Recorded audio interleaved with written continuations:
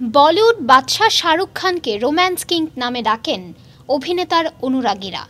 কয়েক বছর ধরেই গুঞ্জন শোনা যাচ্ছিল হলিউডে অভিষেক হতে যাচ্ছে বলিউডের সবচেয়ে জনপ্রিয় তারকার।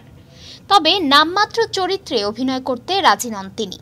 অপেক্ষায় ছিলেন ভালো গল্প ও চরিত্রের। এবার জানা গেছে হলিউডে পা রাখছেন শাহরুখ খান। 2022 সালের ঘটনা। মার্কিন অভিনেতা অ্যান্থনি ম্যাকিকে জিজ্ঞাসা করা হয়েছিল অ্যাভেঞ্জার্স টিমে কোনো বলিউড তারকাকে বেছে নিতে হলে কাকে পছন্দ করবেন। ম্যাকির সরল জবাব ছিল শাহরুখ খান। এরপর এক সাক্ষাৎকারে কিং খানকেও প্রশ্ন করা হয়েছিল তিনি যদি হলিউডে সুযোগ পান তাহলে কোন ছবিতে অভিনয় করবেন। উত্তরে তিনি বলেন, আমার যোগ্য চরিত্র যে পরিচালক দেবেন তার ছবিতে অভিনয় করব। ছোটখাটো কোনো চরিত্রে মুখ দেখাতে যাব না। প্রয়োজনে হলিউডে পাই রাখব না, কারণ বলিউড আমাকে মাথায় করে রেখেছে।